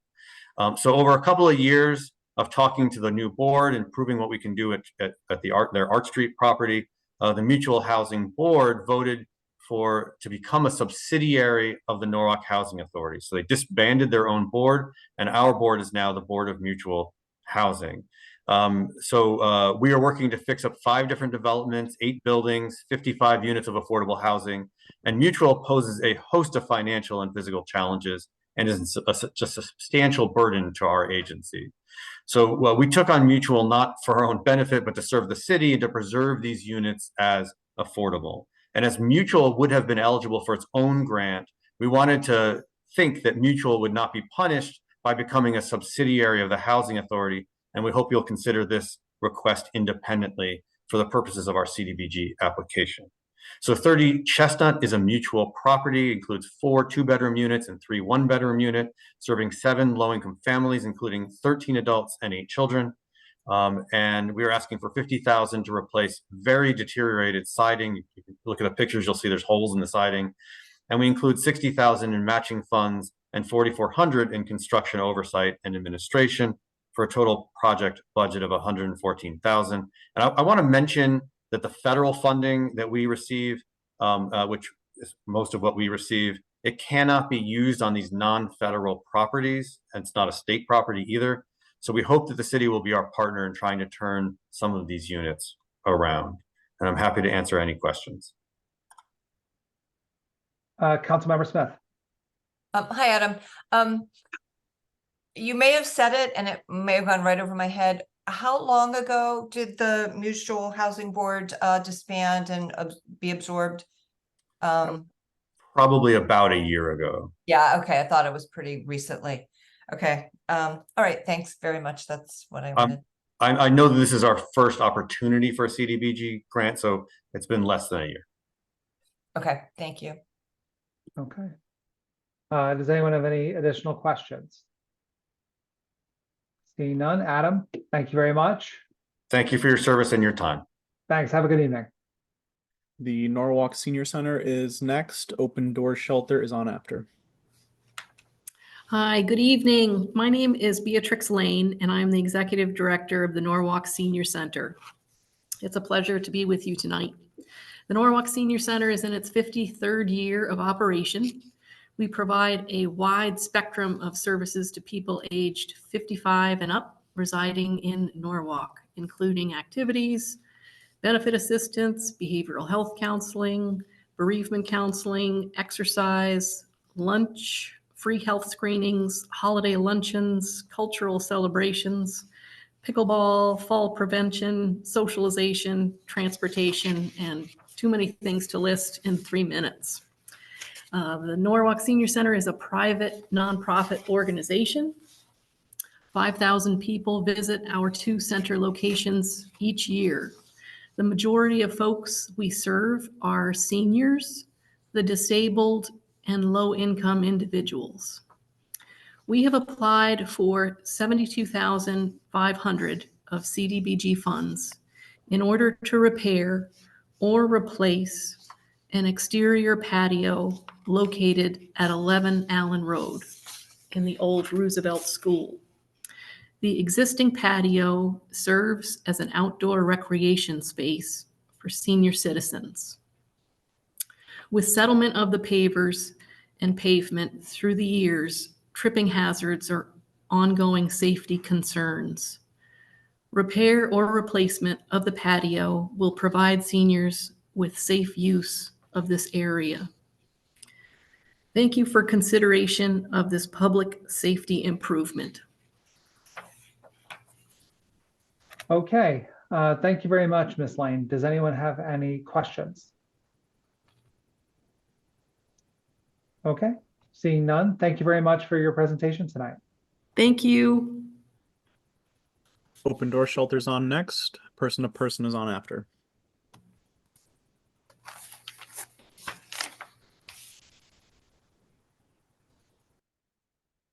Is there anyone here from Open Doors to present tonight?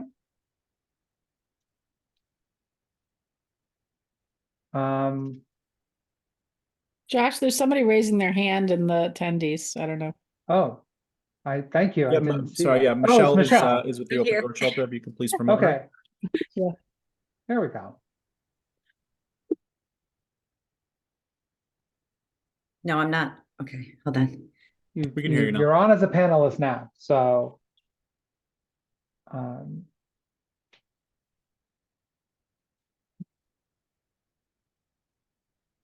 There I am. Okay, there you go. Hey, Michelle. Hello. Hi, Michelle Condorino. I am the Executive Director of Open Doors. We are very happy to be celebrating 40 years of service to Norwalk next month. I think many people believe and recognize Open Doors as a homeless shelter. And I'm always proud to say that we provide shelter here in the city of Norwalk, but we are much more than that. We are actually also the operating soup kitchen. We have food pantry, a community closet, access to ESL classes, GED classes. We have 55 units of affordable housing, and affordable and deeply affordable, and soon to have five more family units coming online next year. But I'm really here tonight to speak about the Financial Opportunity Center and support our request of $35,000 for our employment services. If you're unfamiliar with our Financial Opportunity Center, we provide access to income benefits, employment coaching, placement, and access to workforce development certifications and long-term financial coaching. Open Doors is one of the only organizations providing access to employment opportunities and education and access to workforce development opportunities here in the city. We've hosted many workforce development fairs, career fairs to bring other providers, right, from Bridgeport and Stanford into Norwalk so that Norwalk residents have access to those services here. In the city, they don't have to try to determine transportation options to the other two cities. We would be grateful for the city's support of this work. Last year, the Financial Opportunity Center served 400 households and engaged 100 individuals into employment, many more into workforce development certification programs. And we are hoping to continue that work with your support. Okay, thank you. Does anyone have any questions for Ms. Condorino? Councilmember Lopez. Thank you, Chair. Ms. Connery, so what was the requested amount? I'm sorry, I just was taking, I don't think I jotted down here in my notes. 35,000. Oh, 35. Okay, got it. Perfect. Okay, thank you so much. Thank you. Welcome. Okay, does anyone else have questions? Seeing none, Michelle, thank you very much for your presentation. Thank you. Person to person is on next. Serving all vessels equally is on after. Hi, everyone. Can you hear me okay? Yes. Hi. So I'm Ruta. I'm the Development Officer for Grants at Person to Person. We're a nonprofit that has been serving Lower Fairfield County residents for about 55 years. Our mission is to support families and individuals as they move towards stability. We provide healthy food, clothing, housing assistance, and a pathway to economic opportunity. So agency-wide, our programs include critical needs, gap-filling scholarships, camperships for K-5 students. We also operate a financial opportunity in Stanford. We're a sister organization to Open Doors, which you just heard from. Fantastic program. So we are requesting $50,000 as a public services grant to specifically benefit low-income Norwalk residents. We're addressing priority needs, which are very much in line with CDBG objectives in contributing to keeping clients stably housed, promoting health and financial stability, and alleviating hunger. So our funds would be used specifically to partially support 3 full-time Norwalk pantry staff, which would be the senior site director, assistant site manager, and our site associate. Their salaries overall are just over $180,000 when you add all 3 together. So what they're doing for us is they manage full-time food pantry services. We provide fresh produce and shelf-stable food through our South Main Street pantry. We also have door-to-door home delivery service for people who are homebound or don't have adequate transportation. And we also deliver senior food boxes to meet the nutritional needs of Norwalk seniors. These 3 employees also take care of food procurement, inventory, distribution, cost and quality control. They coordinate food drives, oversee client services, and they collaborate with other agencies in Norwalk. Our wraparound services go beyond just food pantry. We have 3 caseworkers at our South Norwalk site. They speak English, Spanish, and Haitian Creole, which covers our biggest ethnic groups in Norwalk. They interview clients, assess their needs, connect them to the pantry and other services. In Norwalk, alone, we're seeing about 80 brand new client households every month. Those are people who have never come to us before. We have about 8,000 unique individuals that we serve through the food pantry. We provide enough groceries to prepare over 1 million meals for Norwalk residents. That's 19% more than the previous year. So the need is growing tremendously and we're trying to keep up with it. And just looking at the first half of fiscal year 2024, which is July through December for us, food pantry need has Balloon increased by statements. another 8% over the 19% the previous year. So we were also able to provide Norwalk residents with about $325,000 in emergency financial assistance for housing, utilities, and such. 100% of our clients are low income as defined by HUD. 93% of our clients are people of color, 50% are female, 44% male, and 32% of our clients are children. That's it. Thank you. Does anyone have any questions for Ms. Paxis? Seeing none, thank you very much for your presentation tonight. You're welcome. Nice to see everyone. Have a good evening. You too. Serving all vessels equally is next. The Rowan Center is on after.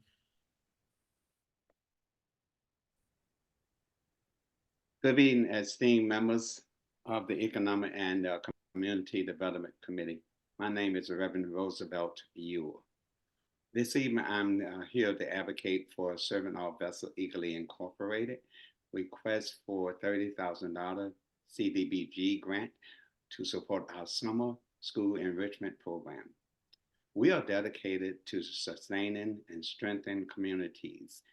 SAVE is committed to transformative change for our youth. Our initiatives address urgent community needs by reintegrating truant youth into education, ensuring timely high school graduation, and fostering leadership development through mentorship and cultural awareness. Our summer school enrichment program has already made a significant impact on over 100 plus high school students, providing them with future enrichment in Afro-American studies, mathematics, engineering, and guiding them through the development of their capstone project, a vital graduation requirement. What set our program apart is its strategic approach to combat the summer slide, a decline in student skills during the break. Research supports the importance of academic engagement throughout the summer, and our program is meticulously designed to prevent this decline, ensuring continuous skill development with research-backed methodologies, trained staff, passionate volunteers, and dedicated community partners. Each program contributes significantly to the overarching goals, but our impact doesn't stop there. We have also extended our reach to the middle school level, where we identify a critical need for support in math and reading. By addressing these fundamental skills early on, we are not only laying the groundwork for academic future endeavors, but with a daily attendance rate of 90%, we know that with continued support, we can make a larger stride. Your support in helping us secure the $30,000 CDB grant will not only empower our summer school enrichment program, but also make a lasting impact on our community educational landscape. Over and above all of that, Serving All Vessels Equally Incorporated is celebrating their 20th year anniversary, and we're grateful to be able to serve this community, and we are honored to be able to be heard by this committee tonight. Thank you, and I'm open for any questions. Thank you, Reverend Ewell. Does anyone have any questions? Seeing none, Reverend Ewell, always a pleasure to see you. Thank you very much for your presentation this evening. All right, thanks so much. All right. Thank you. The Rowan Center is on next. Wheel It Forward is on after.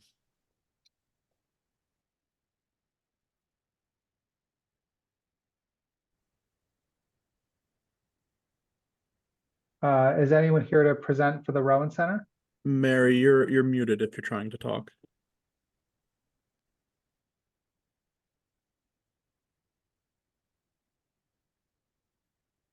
I see there's someone, Cody Baird, with their hand up. Is this person from the Rowan Center? I am not sure. Okay. I just added him back in as a panelist, so he'll be able to talk in a sec. Hello, can you hear me? Yes. Okay. Hi, my name's Cody Baird. I'm head of development for the Rowan Center. Okay. We have a serious problem in Norwalk and Lower Fairfield County, and it's something we really need to discuss if we're ever going to change the narrative. And that problem is sexual violence. For 45 years, the Rowan Center has provided free and confidential state-certified sexual violence resources to the city of Norwalk. Our three-pronged approach in addressing and preventing sexual violence involves counseling, advocacy, and prevention education. The Rowan Center is requesting a $20,000 to support our work in Norwalk. This includes operating the 24-hour crisis hotline, crisis counseling, and long-term therapy clinic, trauma-informed education for police officers and hospital staff, support services and empowerment groups for mothers and their babies at Malta House, prevention education for students and their teachers in K-12 schools and community college, expanding our programming to include sex trafficking prevention education for Norwalk students, teachers, parents, and administration. Last year, the Rowan Center staff devoted 576 hours of direct support services to Norwalk residents.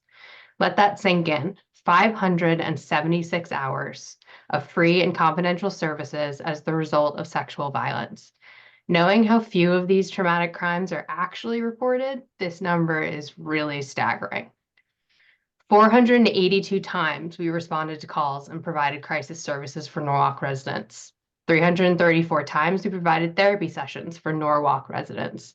47 times we provided case management referrals for Norwalk residents. And we provided preventative education for 1,188 Norwalk students. Sexual violence does not discriminate, and I cannot be more clear that it is happening everywhere. Our bilingual staff includes sexual violence crisis counselors, licensed clinical social workers, educators, and advocates who provide these services in English, Spanish, and Haitian Creole. We provide age-appropriate education in schools, teaching our kids how to stay safe with lessons on topics like how to be the boss of their own bodies, how to be an active bystander, and what consent is. Currently, we are focused on alarming trends like sex trafficking of girls as young as 10 years old, or sextortion in our high schools. No one would think to associate these types of crimes with Lower Fairfield County, but they're here. Given recent media coverage on the lack of child safety measures on social media, our services have never been needed more. The Rowan Center is the only provider of trauma-informed support services for any victim of sexual violence in the 6 towns and 2 cities of Lower Fairfield County. 75% of our clients are low moderate income and about 70% are BIPOC. The reality is the Rowan Center is simply the only organization providing these services to Norwalk.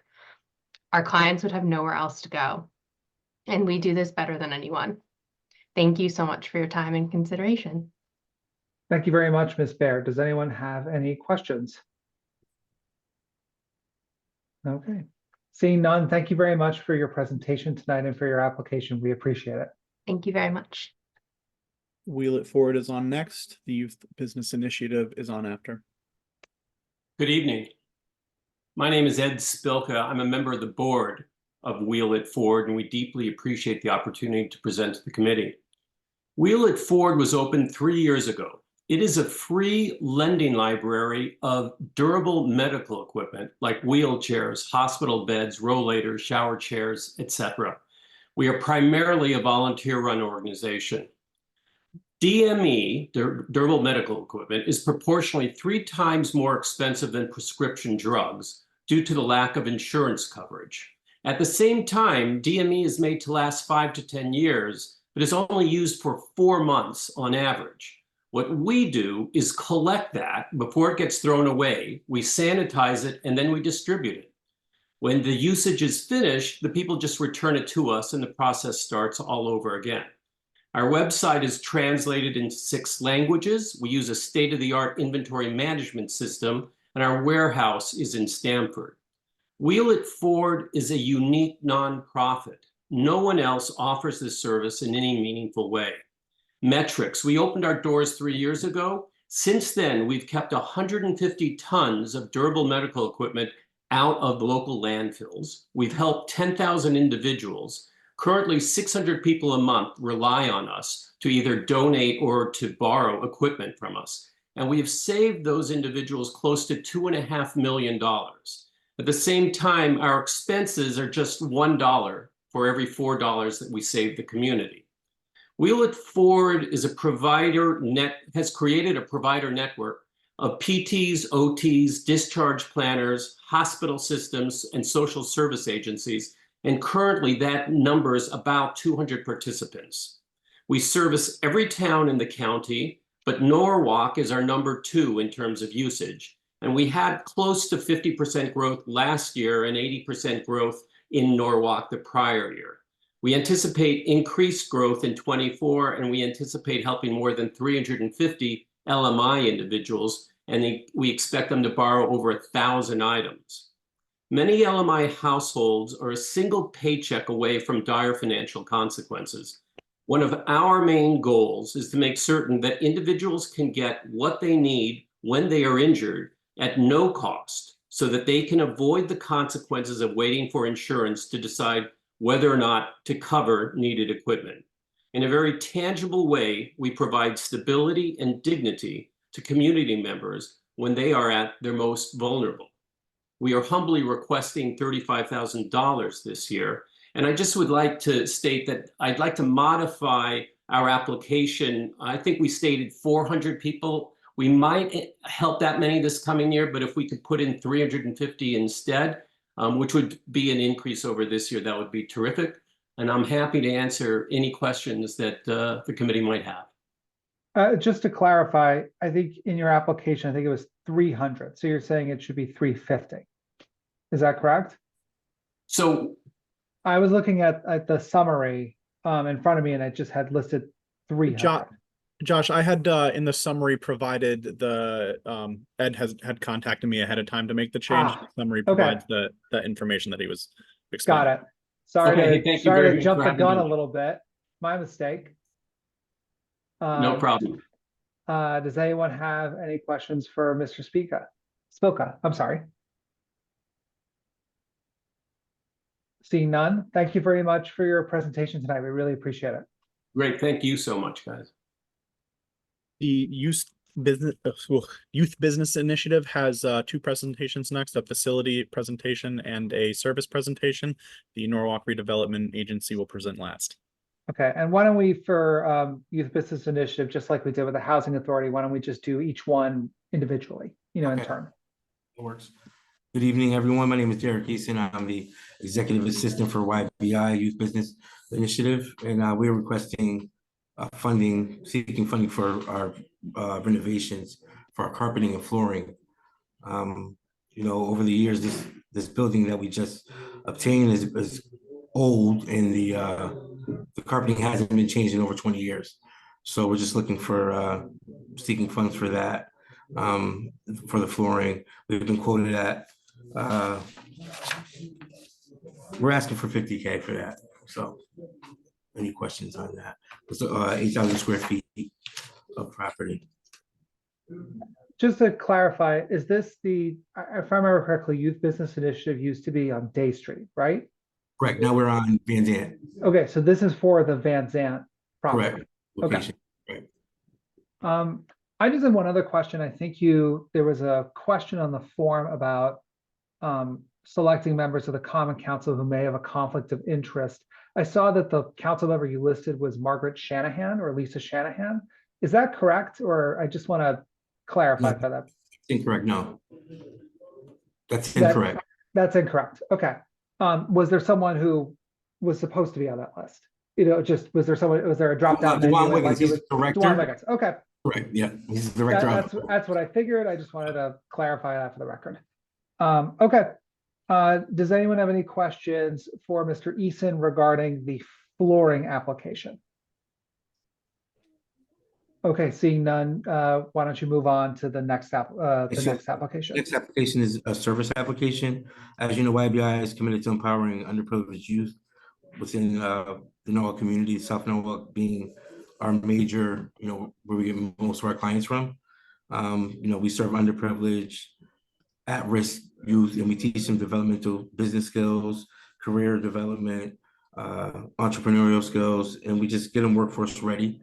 So we need help with, we need that funding for staffing with all the things that we offer to them.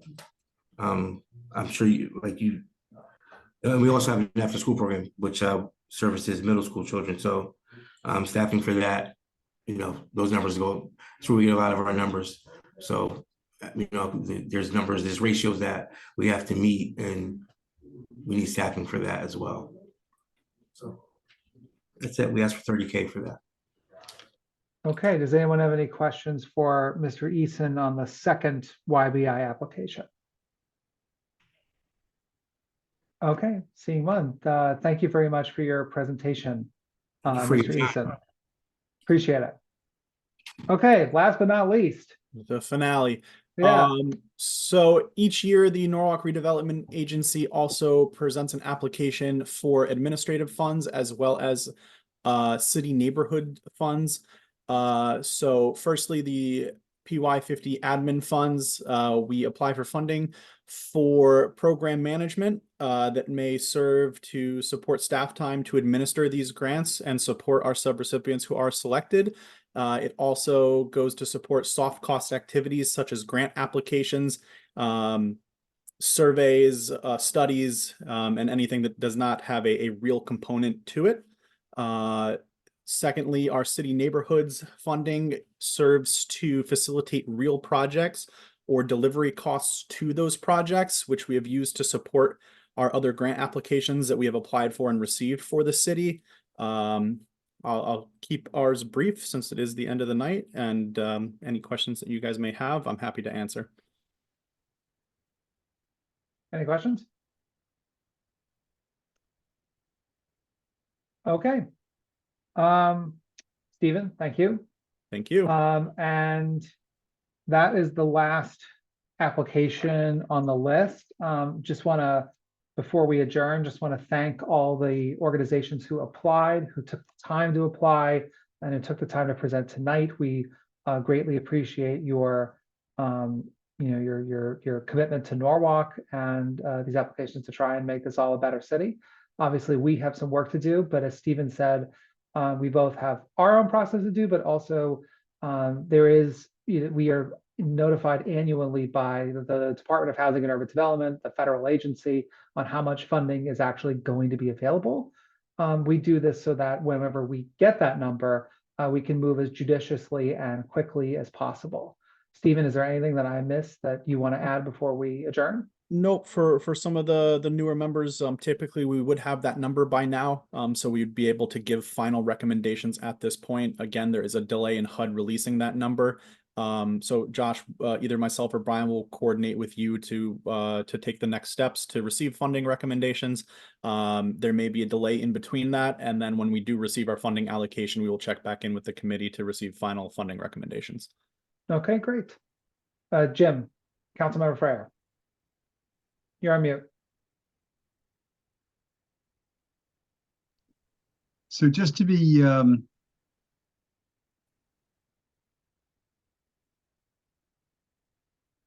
just to see whether all of the or how many sorry, of the Jim, we lost you for a second. I know. I'm in a distant part of row 8 of Norwalk, so it's very difficult for us to get connectivity sometimes. What I was going to say was to see what the FUD. Yeah, sorry. It's impeccable timing. For some reason, you were doing great, like for every other part of this meeting, and like right now, like We had the same problem So- last night, huh, Jim? I know. You kept I'm- freezing. sitting, it's a hole that we have had down here that let me try it one more time. So the next steps are HUD funding, and then we fit in these requests to see how many we can approve and then get the money from, or have it funded by HUD. Is that it? Yeah, so we'll work with you to receive funding recommendations that'll make their way into our draft annual action plan. That is the yearly plan that we present to HUD that details how we're going to spend our money or how we anticipate to spend our money. Our subrecipients are what we call planned activities. That draft action plan is a draft until it is submitted to HUD and approved. So the step will be, we will receive our funding recommendations from the committee. We host a public comment period.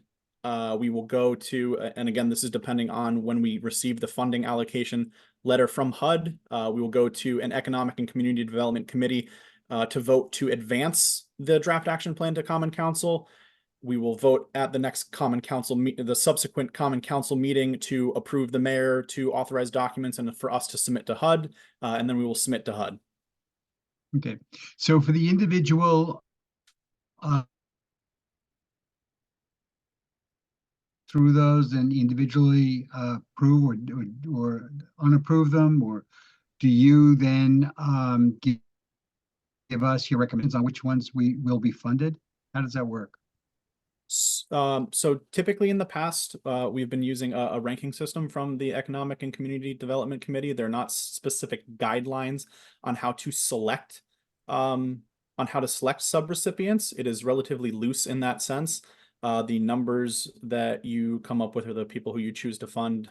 We can recommend to refer back to the consolidated plan, which is our 5-year guiding document for how we look to spend money.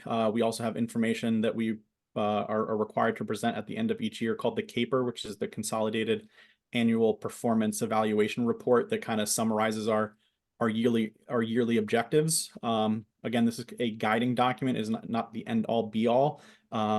You are encouraged to make recommendations to the subrecipients who you feel best meet the needs of Norwalk. We can provide additional information or answer questions for you guys regarding the con plan goals or objectives that it puts together.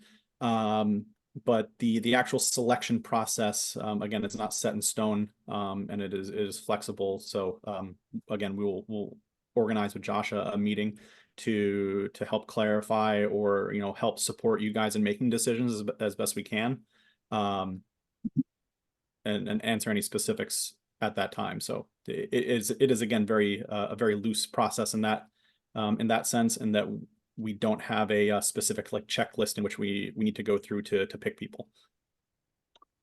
Councilmember Smith.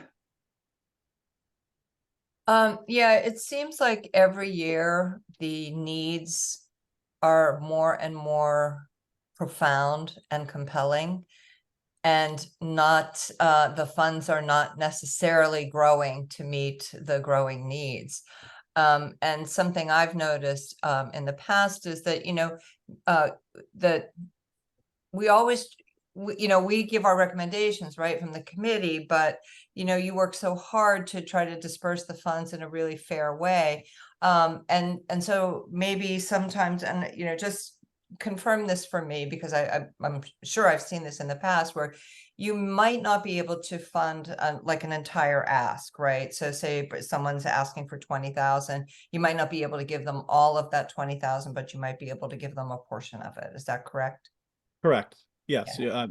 You can elect to fund the entire request or partial of the request. Okay. But I guess I'm just a little confused that based on the presentations, which were all really very good, and I'd say, more than the majority were well put and very consistent and concise. But I don't know, would we be able to say, no, this one I don't think should get any money at all, or I think they should get? Yes. Okay. But there's no criteria for touring it. You'll go through the process and you'll see. You're doing this for the first time, but you're gonna get an email and you're gonna rank your choices. Each member gets to rank their choices, and then, Stephen and the team do their best to. Okay, maybe that's what I'm looking for. Yeah, you'll Yeah, live it. and You'll also, live it. I'm also pretty sure that we, at the outset, I think this was a few weeks ago, Stephen sent a memo outlining the schedule and the process, Jim, and I'm happy to resend that on to you. I believe it talked about this part, if I'm not mistaken, but if not, it's good that people know what the process is anyway. Obviously, it's, we all work together to try and do the most good with the limited funds that usually get awarded to us to allocate. Yeah, Councilmember no, Shanahan. I did see Stephen's memo, and I looked through it, and I must have missed it. So if you maybe Steve, you could send it to me again, if you don't mind. Sure. Absolutely. Okay, thanks. Lisa. Yeah, I just was trying to remember the process. I thought that our usual process is that each council person on the committee ranks their top 3, and then I think the chair and the redevelopment agency works through that to try to get everybody at least their first choice. Yep, That's been the process we've used before, right? Yep, that's what we've done in previous years. It does not have to follow that. But in previous years, that is what's been used. And Jim, just to answer your question, no, everybody does not need to get funded. There is a much larger pool of requests than we have funding available. To a significant amount, especially in the services. The service funds are typically very competitive, and not everybody will receive funding every year. Right. Okay. Does anyone have any additional questions or comments or anything? If not, I need a motion. Councilmember Shanahan. Oh, God, let me talk. Come on, man. You're Sorry, guys. Motion to adjourn. All in favor? Sorry, team. All right, thank you. Thank you to RDA. Thank you to everyone for a very smooth process tonight. And Sabrina, and I just want to say how much I appreciate everyone came in prepared and ready to go. And it's 8:11, so have a good evening. Sabrina is always the hostess with the mostest. She does a great job. Thank you guys. Good Thanks. night. Good night, everyone. Thank you. Right.